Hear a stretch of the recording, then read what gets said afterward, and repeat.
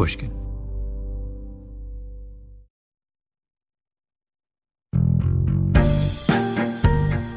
Many years ago, I wrote a book called Blink.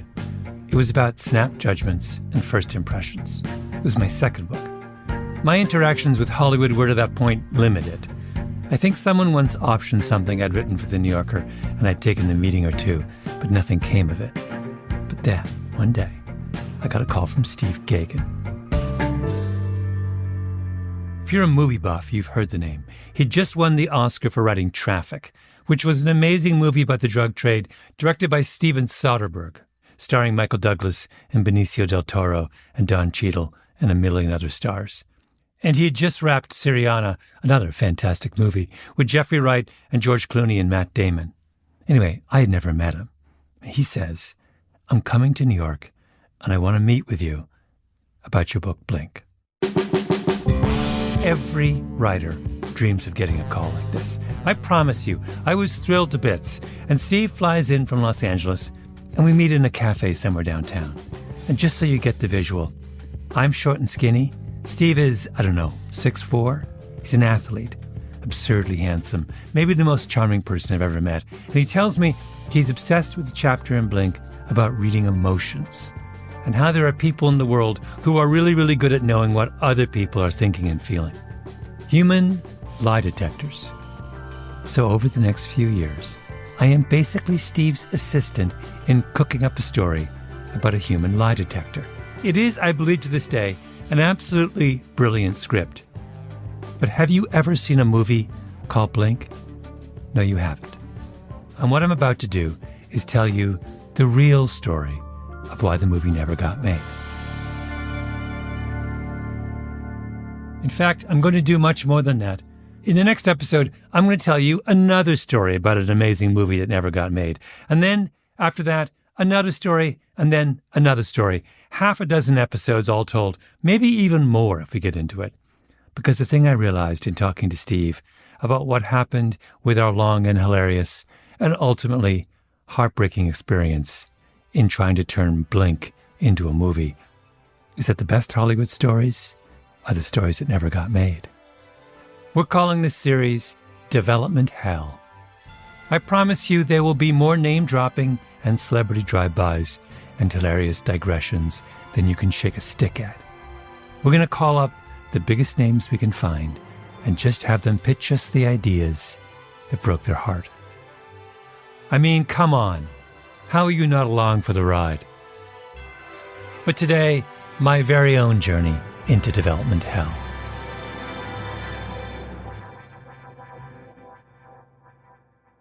Well, thank you for doing this, Steve. What I really want to do is for you and I to recreate, just for a moment, the magic of that day when we were jetting around L.A. in your, what car did you have then? Was it your Mercedes wagon?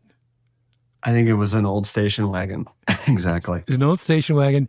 We went from one mogul to the next, pitching this story. It was just like, it's one of my greatest memories ever. But to start at the beginning, I had never met you, correct? And you called me out of the blue. We have to even start before this. Okay. Actually, okay. Yeah. I think we should go back to the dawn of time. So there was the Big Bang, and then molecules apparently came along. Anyway, so it's actually an incredible story. So I had finished my film Syriana, which took a lot. It was like a 4.5 year effort, and it was intense. And then I was like, what am I going to do next? So I'm sitting in Cafe Jeton, and I had this idea, this crazy idea. This is way before Twilight. I wanted to do a vampire love story. Yeah. And actually, what I wanted to do was a love story, a tragic love story with a happy ending. And I was like, kept thinking about it. And then I was like, oh my God, the guy is a vampire.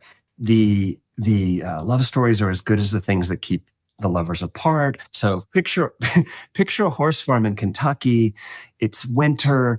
Suddenly the smoke starts coming out of a chimney. These big farms are all owned by Europeans who are mysterious. This guy comes to town and he meets like a veterinarian on the farm, and sparks fly. They obviously are really into each other, but then there's also all these weird deaths that start happening around, some animals, some people.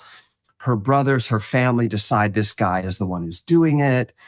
And so they decide, enough's enough. They're going to kill him. So they poison him. Now, she's in love with him. She discovers him, right? The sun is setting. He's been poisoned. They think he's dead. They've gone. She finds him. She thinks he's committed suicide by drinking the poison. Romeo and Juliet, she's so distraught. All she could do is drink the poison herself. As she's dying, the sun is setting. The vampire's waking up, and he sees her there and realizes what's happened. And he has to do the one thing that he swore he would never do, which is reveal his true self and bite her. And so she dies, but then wakes up to eternal happiness being in love with this guy. And I was like, to much skepticism from every representative in my life. They're like, you cannot write a vampire movie. It is impossible. Like, you've done, whatever. So I'm sitting in Cafe Jeton trying to write my vampire love story. I never got past page 10 or 12. And so I'm reading your book. Blink. And I'm sitting in there reading Blink quite happily every day, drinking my coffee, failing at writing my vampire love story. And in and out, every once in a while comes a plucky young actor that I'm pretty sure is going places by the name of Leonardo DiCaprio. And so Leo sees me there, and Leo had been interested in playing the role in Syriana that Matt Damon ultimately played. And in fact, if you know Leo at all, like, he never really says yes, but he never says no. So he never passes. Like, I honestly think he still thinks he can be in Syriana. Like, it's just like still available. And so anyway, now I see him in Jeton, and he's like, hey, what are you doing? We got to cook something up. What are you interested in? Let's come up with something. Yeah. And I'm like, I think this could be a movie, like a really, I think there's a movie in here. Now, if you knowing your book as you do, you realize that's a very challenging adaptation, right? Right. Blink is nothing like a vampire love story. Right. Like you and I, cut to a year from this point, you and I will cook up a totally different story. But he's looking at me and he goes, I'll do it. Let's do it. That's a great idea. So that precipitated me, I think, maybe calling you out of the blue to say hi. And this is what? This is like 2005? Like maybe 2006 or 7. When do we go?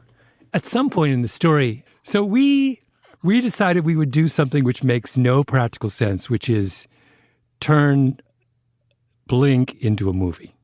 You were, from the very beginning, as I recall, attracted to a very, very specific thing in Blink. The notion of what? I liked the idea that somebody could have almost a truth detector, that a person could have this really heightened sense of when people were being honest or not, and that they could, they had like incredible empathy or who knows what it is, but it's like a fact of life. And for someone, it's a little heavy in some ways, but it's quite interesting in the world we live in, because I at that time, and I don't think it's changed a lot, I felt like, there a lot of people are saying one thing and doing another. And this person would always be a little bit ahead of that curve. And this is because I had in Blink a chapter where I talked about the idea that a very small number of people may have the gift of telling when someone's lying. It's all about the research of a guy named Paul Ekman in San Francisco, a sort of legendary figure in lie detection world.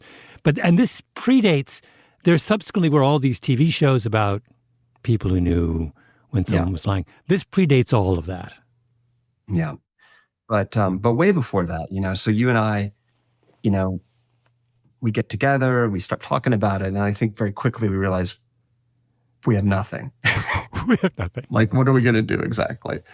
But we come up with an idea. I have no idea how this comes up, but give me your memory of the story that emerged out of our collaboration. So something you and I were both interested in was the looming, was how how corporations treated their retired employees, because they had these pension funds, right? That were like these giant boxes of money. And suddenly out there in the world, these like leverage buyout people and hedge fund people were going, oh my gosh, look at that. There's this giant box of money. That's one thing. But then there are all these obligations that are unfunded to these workers. Now, if you could somehow buy that company and get rid of all of those unfunded obligations that are weighing down the company, you could have a really profitable company. You'd go from having a bankrupt company to actually a company that works really well. The only bad part of that story is that the people that actually put in the 40 years or 30 years of work, are left actually without their pensions or without healthcare, with very reduced pension support. And I think we were sensing that not only was this starting to happen, but it was going to happen in a really, really big way. And I think very quickly we kind of got interested in, and we were thinking about General Motors, and we saw this kind of General Motors bankruptcy coming, and that the pension stuff would be like at the dead center of it. And we ended up making up our own fictional like steel company, American Steel. And American Steel was basically being put in play, by a kind of hedge fund operator who, unbeknownst to him, has a son, a kind of wayward son. So it's a father-son story. And his wayward son has this truth detection ability. Yeah. That he becomes aware of over the course of the film. So but Steve, the genius thing about your idea was when you were telling it initially, you started with, we have one of these prototypical ruthless Wall Street predators who's like got the fancy apartment on Fifth Avenue, the huge house out in the Hamptons, and he's everything and he has a son from whom he is estranged, right? A son who shares none of his father's values, but who desperately wants and cannot get his father's approval. You started with this really powerful family dynamic, which was going to be the engine of the movie. What does a son do if he wants to win his father's love, and yet he is incapable of competing on any of the terms of his father's world, right? The son was a school teacher. Wasn't he a school teacher or like teaching in Harlem? He was, he had taken a very long time to graduate from college, like over a decade. And, was generally considered a layabout and kind of a loser, and definitely in his own mind. And now he's graduating, maybe, and he doesn't know what to do. And the dad is sort of loosely amenable to perhaps providing him a cubicle at his hedge fund up in Connecticut or whatever. And he goes to work in this kind of shark environment that he's not at all suited for. Except that the dad doesn't know that the son has this gift, this magical gift of knowing whether someone's lying or not. He's no clue that his son has this. He perceives his son as a loser without any kind of special gifts or abilities. And he's tossing his son a bone. The son is still on the outs and a disappointment in his father's eyes. I think it's important to place this film like in the right tone. It has like a Hal Ashby vibe to it. It feels like a little bit like it's in the tone of Harold and Maude, or in the tone of maybe The Graduate even. Like I know that was like something I was really, really thinking about. Like what are the pressures on young people right now when they like are looking at what's my future? It allows you to have a little bit of a Shaggy Dog story, but there's like, like you're pointing out, really heartfelt, emotional kind of dynamic, of wanting a father's love, and it's moving. And so the core little plot point is this weird quirk of bankruptcy law, that to go back to your what you began with, that there were these companies that seemed bankrupt but had this large pool of cash tied up in a retirement account for their employees. If a company is in bankruptcy, it is at the mercy of a bankruptcy judge, and bankruptcy law is unique in all law in that it grants enormous discretion to the judge. So there are judges out there, if they want to, they could wave a magic wand and say, you can take this company out of bankruptcy and all the money in the retirement account is yours. Or another judge might say, you can have the company, but you must honor every single obligation you have towards the retirement of your employees. It's up to the judge. So if you're a robber baron, you're a predator, you're some hedge fund guy in Connecticut, and you're eyeing a bankrupt company and trying to figure out whether you can make it work, everything depends on which judge oversees this particular case in bankruptcy court.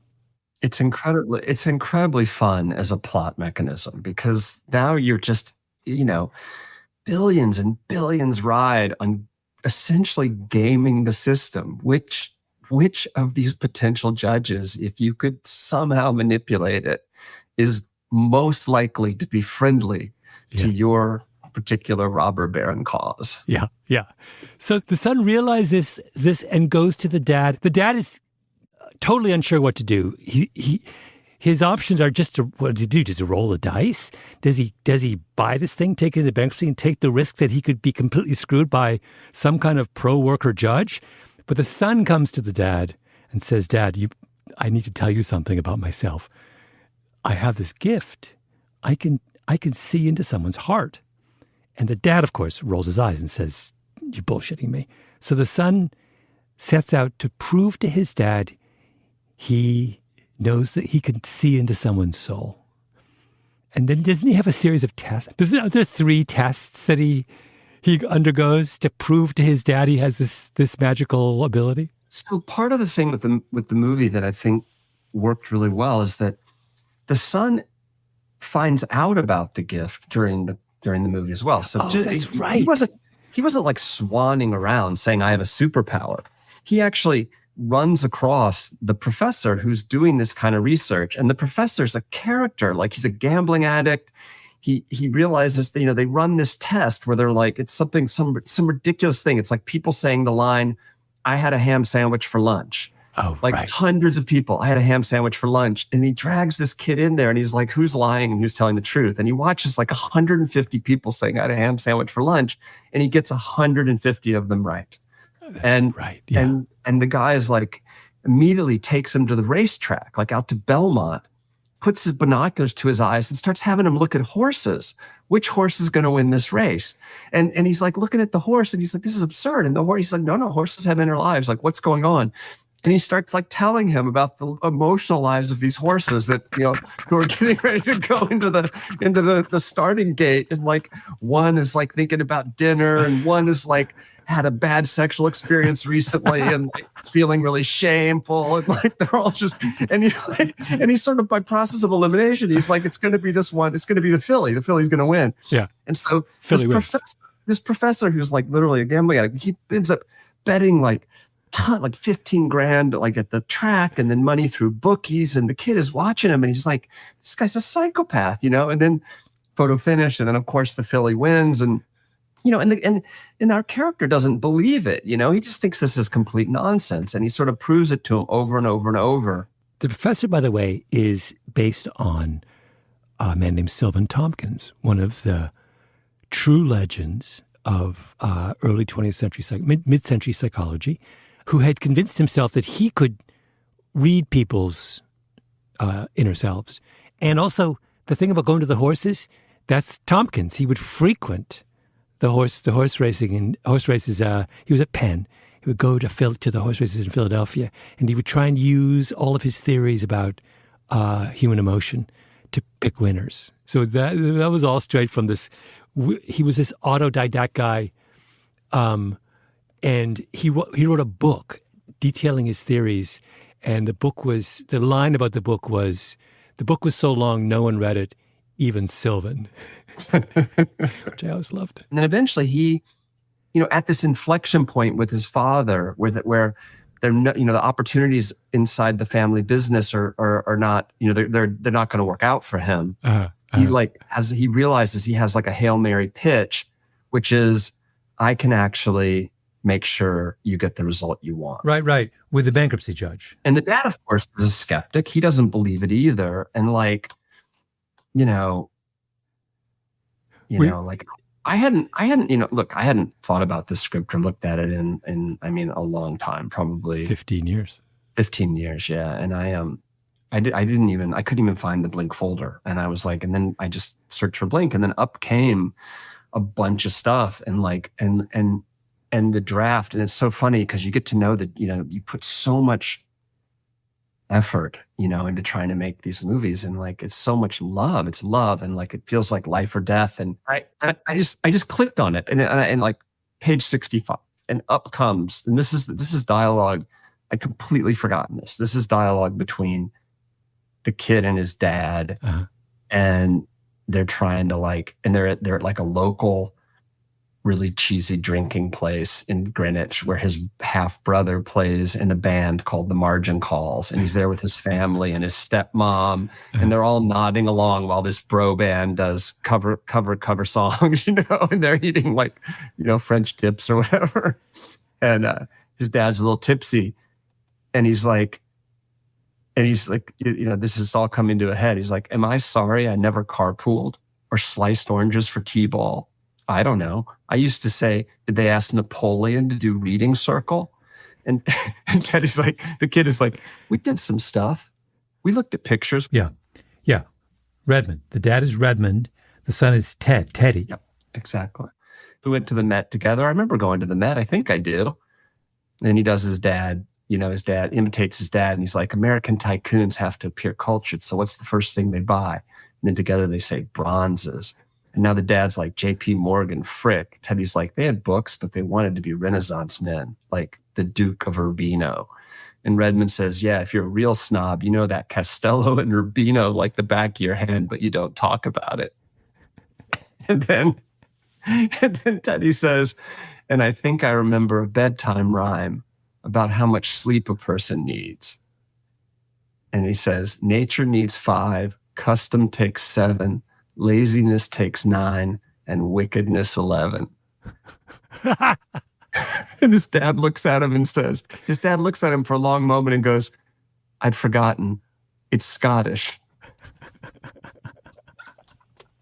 Which is, it's really funny, Malcolm. It's like... So I'll come back now. There's a beautiful scene I remember. One of the genius things about the idea was exploring the idea of how genuinely conflicted the son is about this discovery of his gift. Because isn't there a scene, am I making this up, where he's on a date with a girl and the date goes awry because he can tell every time she says something that she doesn't believe, and you realize that dating under those circumstances is impossible? It's you realize that like this thing that started out as a joke is actually the thing that's defined his entire life. And derailed his entire life. Derailed it. It's made it impossible to trust people in the normal flow of human interaction. Yeah. Because the dissembling is all laid bare. He's 5 steps ahead of all of it, and he's just cut himself off from it. And so he has one chance at redemption, and that is to finally use his gift to win back the love of the person who he most wants to love him, his dad, right? Yeah. So the dad tests Teddy's abilities. Teddy wins each time. And Teddy is then given the job of picking between, is it 3 different judges? I think it must be 3. It's got to be the rule. There are 3 candidate judges, because you can jurisdiction shop in bankruptcy. So there's 3 bankruptcy courts the father can potentially file in, and the question is which one should he file in? And the son's job is to. But in retrospect, I have no idea whether this is actually how bankruptcy law works. But this was the version that we were. But so he's given the son is given the job of figuring out who is the judge most likely to rule in his father's favor. And so he goes and contrives a reason, right, to meet up with each one of these judges and assess their fundamental character. Yeah. I remember, I don't remember them all, but I do remember one was like he pretended to be an SAT tutor for one of the judge's wayward sons, and he gets into their house and he ends up getting into like a kind of conflict with this guy. Doesn't he play golf with another guy? I think so. Yeah, he does. He goes to play golf. Yeah, I'm usually longer after the turn.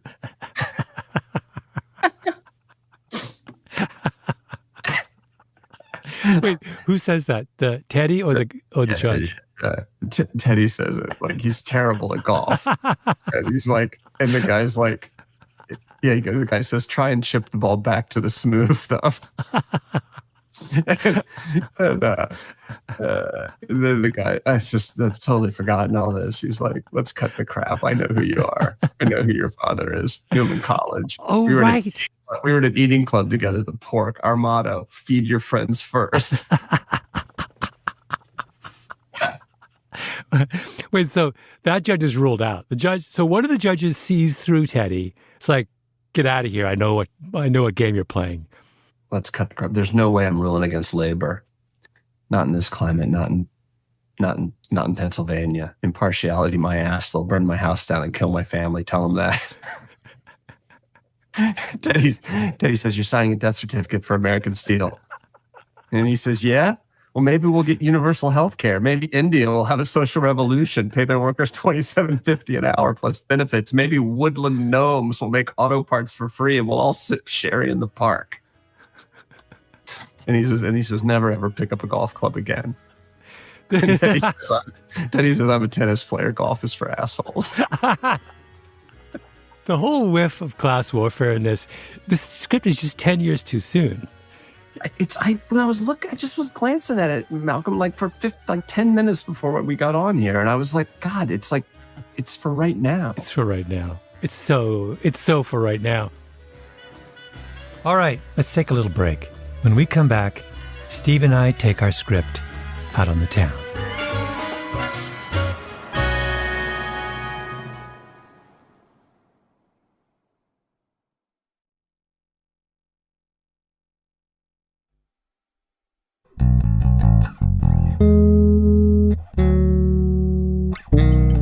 Okay, so we're back. Agents are now heavily involved. Word is leaked that Stephen Gaghan has a secret new project. There's a frantic week where we find time on every movie executive's calendar. The plan is to hit every studio over the course of 2 days, which requires driving from the Valley to Hollywood to Santa Monica to Culver City. We map our route like it's the invasion of Normandy. I fly out to LA. Because I am now fully in the fantasy, I book a bungalow at the Bel Air Hotel. Steve, Leo, and yes, I'm calling him Leo at this point, meet for drinks at the Bel Air. But Steve is late, so for a while, it's just me and Leo in a booth at the bar. And for the first time in my life, I'm like, where are the paparazzi? And the next morning, off we go, all three of us. Look, we were really lucky. We had, from my perspective, it's like we had you, with this amazing book that was like a huge, it was really a bestseller and everyone had read it, right? So everyone knew the book, which is wonderful. Everyone knew Tipping Point. And then we won the lottery in that Leonardo DiCaprio attached himself to the movie. So when we were going around pitching it, we're meeting all these moguls, on our day of driving around in the old station wagon. We have Leonardo DiCaprio with us. It was hilarious. So we're like in there, like the three of us, like the three musketeers, like sitting on like these couches in these big offices, and we're pitching our hearts out. And at the end of the day, I think probably they just would kind of look down the couch and there would be Leo kind of, chuckling along. He would just nod. And I think more or less people at that moment were like, we're in. Yeah. It's really, we probably could have just moved our mouths and made no sound come out, and we probably would have been okay. The amount of I must say, the entire time we were with Leo, I was so hopelessly starstruck. He's amazing. He later may have become more famous later, but it was on the cusp of he was sort of genuine heartthrob moment. I mean, he had everything, a heartthrob, but he's also a really good actor. Yeah. So he's he has all these things going on at the same time. And when you're around him, you just, it's hard not to be aware of it. Yeah. Now, other thing so we took this out over the course, I believe, of 2 days. Am I right that everyone we met with one exception bid on it? Everybody bid on it. Yeah, everyone. And I just remember being in your car, driving down Santa Monica Boulevard, and just getting calls from your agent with someone else has signed on and wants to bid. It was just the most absurdly thrilling. To this day, it It was really exciting. And then it was just us just driving around in an old station wagon. You know? To this day, my favorite pitch story was we went to Warner Brothers, and the way we remember, we divided up the pitch. And so you did the story, I did the science. So it was like roughly 50-50. Or sometimes we mixed it up. Sometimes you would do almost all of it and I would do almost all of it. For some reason, the Warner Brothers one, I did the most of the pitch. And I knew no one in Hollywood. My first time ever pitching a movie. Go into this gorgeous executive room, and there are two men in the room. One was very, very tall and very, very handsome and charismatic and warm. One was short and sort of angry and whatever. I, not knowing any better, assumed the tall, handsome one was the chairman of the studio and that this short guy was some kind of underling, flunky, assistant, whatever. So I pitched the entire script to the tall guy.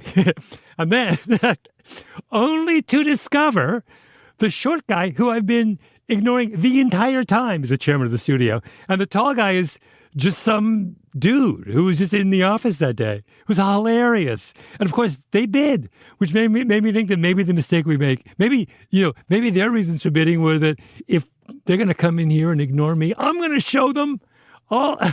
Yeah. I remember that. But he never got made. Yeah, I think I probably have information about that you actually don't have, that you may not even know. Yeah. Which, I can explain. When we come back, the bidding war.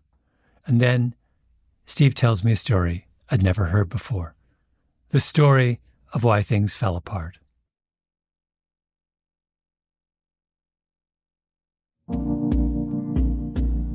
So, we get a real-life bidding war. The town went nuts.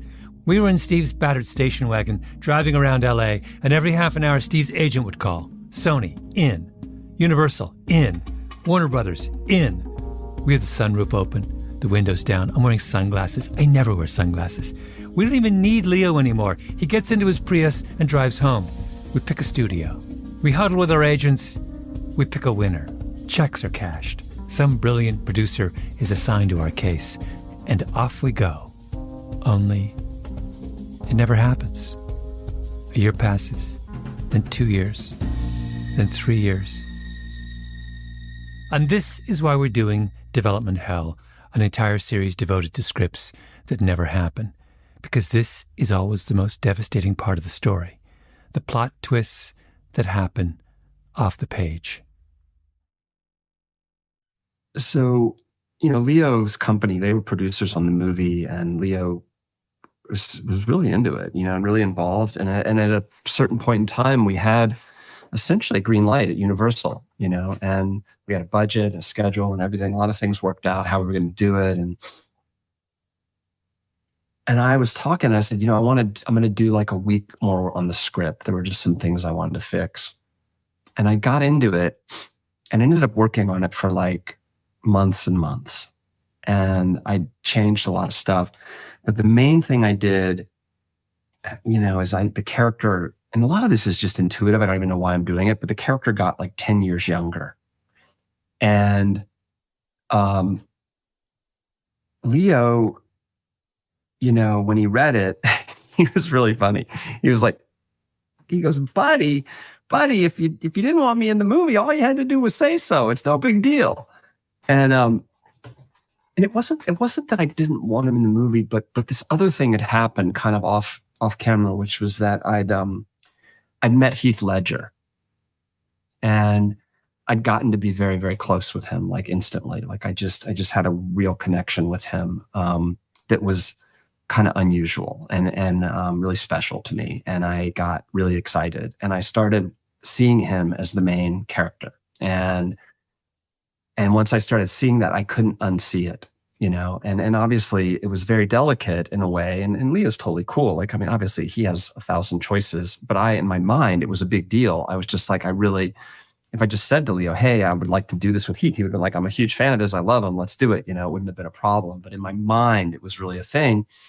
Definitely a thing at the studio, because like at first it was like, we were not that interested, you know, because it's like you can have this really big star, like someone, you know, why would you do that? The really big star being Leo, because Heath wasn't so big at the time. Yeah. And then it changed, you know, because I believe it was right around the time the Joker was coming out, because he then popped as this massive, and then suddenly it was okay. And, you know, all this was kind of happening, and in a good way, I thought, in a way that was really right for our movie. But I also just had this feeling that I was going to just, you know, I love this guy and I was going to make a bunch of movies with him, Heath and everything. And then I got a phone call. They were on speakerphone, and it was Heath Ledger's father, who I'd never met.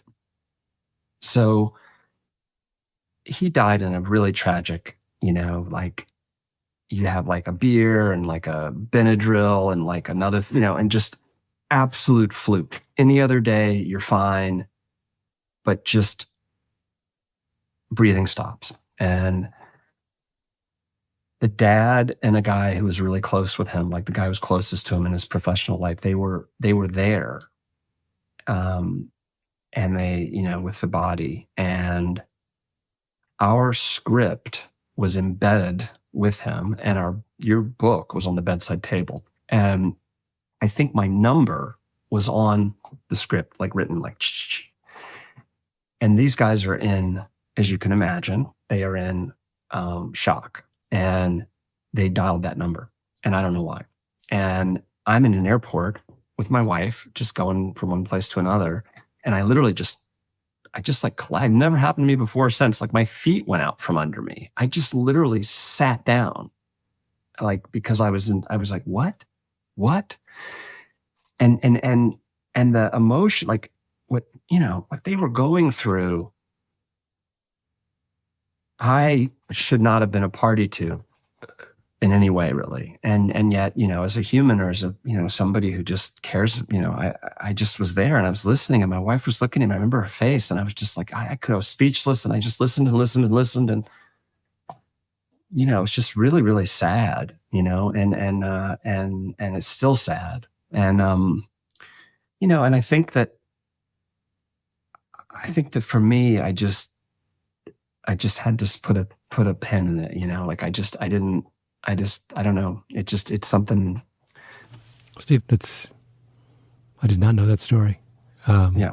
No, I hadn't really told anyone for a long time. And I debated, actually, when we were going to talk about it. I was like, should I talk about it? And I actually asked my wife, and I thought, no, I think it's really good to talk about it, because it was sad, and, you know, and yet, you know, and yet here we are, and we're talking about something that we really put a lot of heart and soul and a lot of effort into, and a lot of care. So I don't really have a clear answer of why we never made it, but I feel like that bit played a big role in it. But then, you know, again, I hadn't looked at it in a very long time. And then when I got it out, like right before we got on, like I was reading it, I was just like, I ran to find my wife, you know, that we're still married, thank goodness. And I was like, I could be crazy, but I think this script is really good. Like, I think we really had something like really special, and we might have been ahead of our time or something. I'm just glancing at scene by scene by scene, and it's just, they're movie scenes, you know, and they're big, and it's such a good title. Yeah. Well, wait, what was the title of? Did we call it Blink? Yeah, Blink, yeah. And like, and the way the movie opens, you don't remember this. You're gonna die. Okay, you're going to die, because this is going to come back. This is the first scene I read, right? I opened it, but here's how the movie opens. Close up, a baby's blue eye, huge and blue, like Earth from space, staring at us. Blink. Begin credits. Close up, a baby looking into lens, a happy, curious baby, doing what babies do. It makes us happy. Now you hear a woman's voice off screen. He's so sweet, so happy, happy, happy baby. Yes, you are. The baby begins to scream. Close up. Happy baby again, utterly adorable. But now, when observed in close-up, the baby's expression seems to give clues to complex thinking. And now you hear the father. He's trying to tell us something. The father's tie drapes into the crib, wide 70s tie, hairy thick wrist with expensive watch. Mother, of course he is. I love mommy and daddy. Yes, I do. You hear the dad say, little desperado. The mother's hands, white painted nails, gold jewelry, deep tan, appear to tuck the baby's sky blue blanket. Mother OS, tell him you love him. Daddy loves you. Yes, he does. He needs reassurance from his father. And there's a pause, and you hear the father say, sometimes it's not about me. And the mother says, it's pretty much always about you.